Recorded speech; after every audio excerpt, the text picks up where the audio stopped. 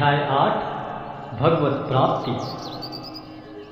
अर्जुन ने कहा, हे भगवान, हे पुरुषोत्तम, ब्रह्म क्या है, आत्मा क्या है, सकाम कर्म क्या है, यह भौतिक जगत क्या है तथा देवता क्या है, कृपा करके यह सब मुझे बताइए। हे मधुसूदन, यज्ञ का स्वामी कौन है और वह शरीर में कैसे रहता है, और मृत्यु के समय भक्ति में लगे रहने वाले आपको कैसे जान पाते हैं। भगवान ने कहा, अविनाशी और दिव्य जीव ब्रह्म कहलाता है और उसका नित्य स्वभाव अध्यात्म या आत्म कहलाता है। जीवों के भौतिक शरीर से संबंधित गतिविधि कर्म या सकाम कर्म कहलाती है।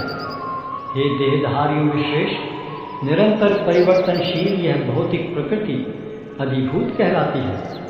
भगवान का विराट रूप, जिसमें सूर्य तथा चंद्र जैसे समस्त देवता सम्मिलित हैं, अधिदैव कहलाता है तथा प्रत्येक देहधारी के हृदय में परमात्मा स्वरूप स्थित मैं परमेश्वर अधियज्ञ कहलाता है।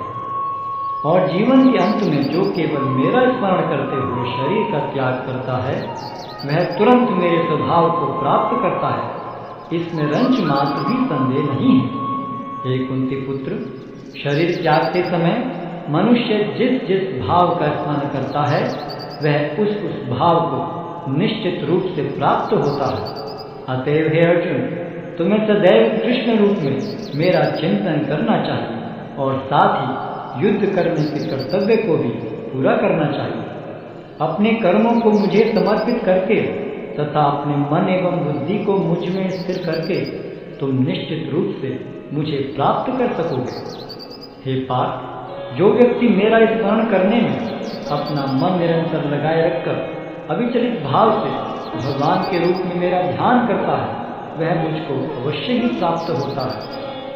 मनुष्य को चाहिए कि परम पुरुष का ध्यान सर्वज्ञ, पुरातन, नियंता, लघुतम से लघुतर प्रत्येक का पालन कर समस्त भौतिक बुद्धि से परे अचिंत्य तथा नित्य पुरुष के रूप में करे।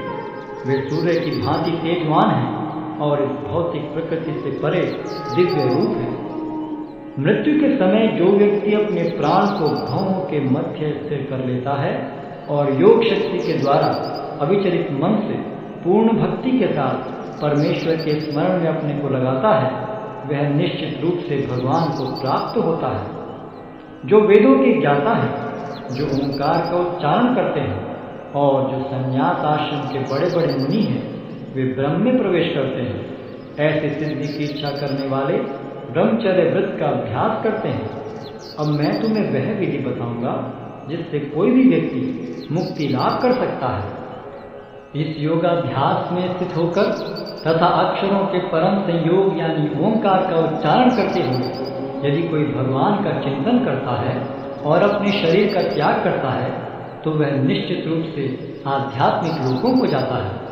हे अर्जुन, जो अनन्य भाव से निरंतर मेरा स्मरण करता है, उसके लिए मैं सुलभ हूँ, क्योंकि वह मेरी भक्ति में प्रवृत्त रहता है। मुझे प्राप्त करके महापुरुष जो भक्ति योगी हैं, कभी भी दुखों से पूर्ण इस अनित्य जगत में नहीं लौटते, क्योंकि उन्हें परम सिद्धि प्राप्त हो चुकी होती है।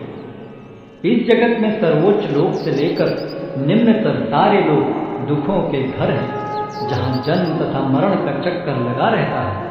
किंतु हे कुंती पुत्र, जो मेरे धाम को प्राप्त कर लेता है, वह फिर कभी जन्म नहीं लेता। मानवीय गणना के अनुसार 1000 युग मिलकर ब्रह्मा का एक दिन बनता है और इतनी ही बड़ी ब्रह्मा की रात्रि भी होती है।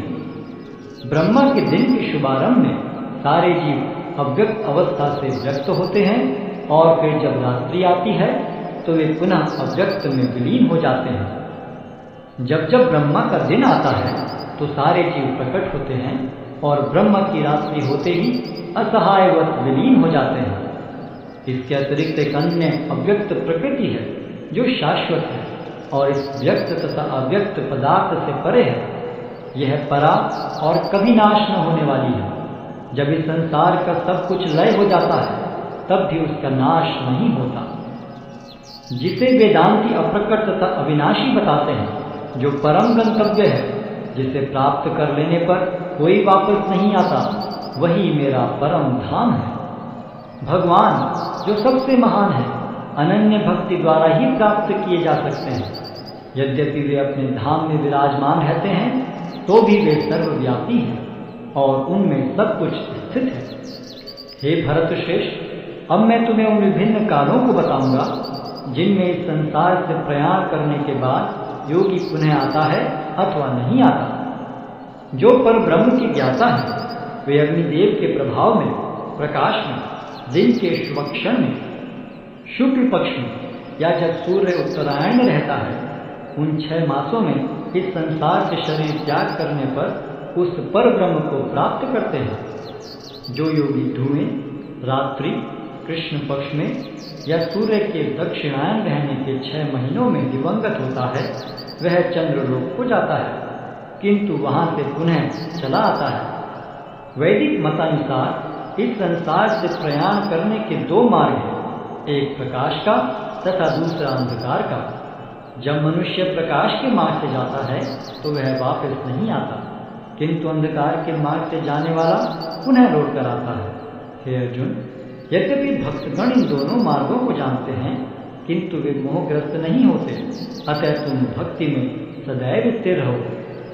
जो व्यक्ति भक्ति मार्ग स्वीकार करता है, वह वेदाध्ययन, तपस्या, दान, दार्शनिक तथा सकाम कर्म करने से प्राप्त होने वाले फलों से वंचित नहीं होता। वह मात्र भक्ति संपन्न करके इन समस्त फलों की प्राप्ति करता है और अंत में परम नित्य धाम को प्राप्त होता है।